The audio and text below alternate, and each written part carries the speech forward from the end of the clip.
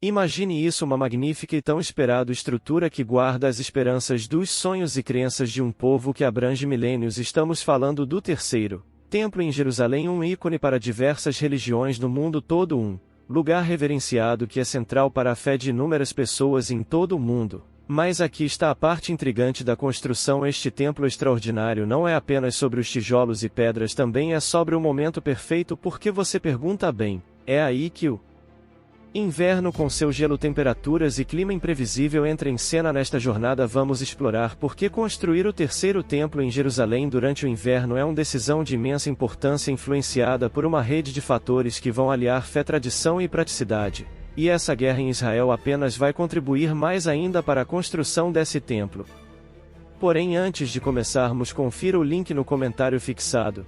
Temos um e-book completo com todas as 250 questões mais difíceis da Bíblia respondidas baseadas na Bíblia. Além de você adquirir conhecimento comprando nosso e-book, nos ajuda a manter a pregação através desse canal. Amém. Dando continuidade, imagine um edifício que signifique mais do que apenas tijolos e argamassa para os judeus ao redor do mundo. O terceiro templo em Jerusalém é incrivelmente especial. Não é apenas uma construção, é um símbolo de sua fé e história. Por que é tão importante, você pergunta bem? Está tudo ligado às suas crenças. Os judeus estão esperando muito tempo por isso. No templo eles acreditam que quando for finalmente construído, trará coisas incríveis. Eles acham que isso sinalizará a chegada de seu tão esperado Salvador, o Messias. Já na Bíblia Sagrada dos cristãos, será o anticristo que vai se sentar no trono. Já que os judeus estão enganados, infelizmente acabaram matando o seu Salvador.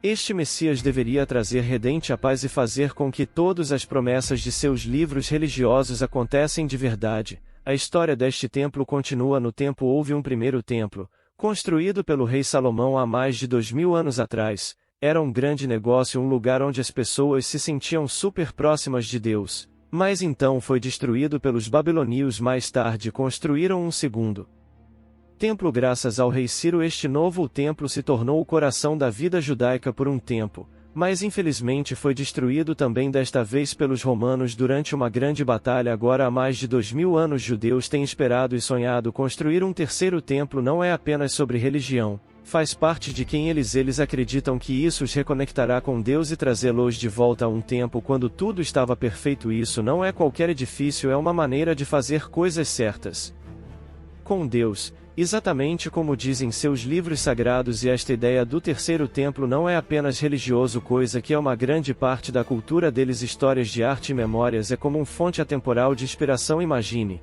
você está em Jerusalém durante o inverno. A cidade chove bastante durante nesta temporada, que é super importante, porque ajuda a encher fontes de água e mantém a terra saudável. Mas aqui está a reviravolta quando você está tentando construir algo que é enorme e significativo como o terceiro templo. Toda aquela chuva dificulta tudo. Primeiro, toda aquela água se mistura com a obra e transforma o local em uma poça de lama gigante. Imagine tentar operar grandes máquinas, ou mover-se com lama até os seus tornozelos. Não são nada fáceis. Além do solo em Jerusalém é meio sensível. Se houver muita chuva, o solo pode começar a erodir, o que é perigoso quando você está construindo algo tão grande quanto um terceiro templo, que você realmente precisa de uma base sólida para um grande projeto como esse. Por isso tanta demora na construção do terceiro templo. Os cálculos estão sendo feitos e a infraestrutura é enorme para construir esse templo exatamente como está na Bíblia. Lembre-se que não se trata apenas da chuva e das dificuldades de construir o templo no inverno, trata-se também de respeitar a importância do templo e lidar com as condições reais da vida em Jerusalém. Equilibrar tudo isso é um verdadeiro quebra-cabeça. Imagine que você está construindo algo realmente importante como o terceiro templo. Você precisa ser super cuidadoso com os materiais que você usa, porque eles são cruciais para o templo, e precisa ser tudo feito exatamente como está na Bíblia, na estação certa, na época certa, da forma certa. Aqui está a parte complicada quando é inverno.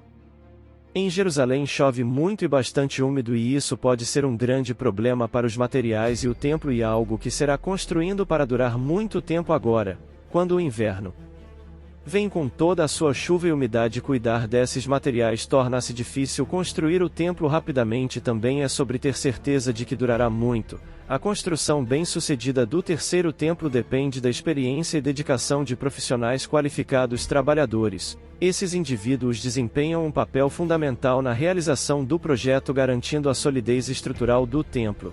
No entanto, sua segurança e bem-estar são considerações primordiais, especialmente em diante de condições climáticas adversas que o inverno traz a Jerusalém. A importância da mão de obra qualificada neste templo. Uma coisa é divergente tanto para os judeus quanto para os cristãos: o anticristo vai se assentar no trono e governar a terra e vai utilizar do templo como mecanismo principal do seu governo. Os judeus acreditam que o Messias governará no templo, porém os cristãos o anticristo, através das diversas profecias bíblicas. Nós como cristãos devemos estar alertas, pois a construção do templo já está saindo do papel, e a guerra em Israel vai acelerar cada vez mais esse processo. Um acordo de paz pode ser estabelecido a qualquer momento, e o anticristo pode se manifestar, se não estivermos firmados em Jesus Cristo, buscando ao máximo da sua presença e do seu Espírito. Quando essas coisas começarem a acontecer, infelizmente vamos estar perdidos e desorientados e seremos pegos de surpresa. Portanto, não se assuste com os sinais e com as guerras. Se alguém em Jesus Cristo e peça perdão dos seus pecados, se arrependa e aguarde a volta do Senhor com os braços abertos. Amém. Que Deus lhe abençoe.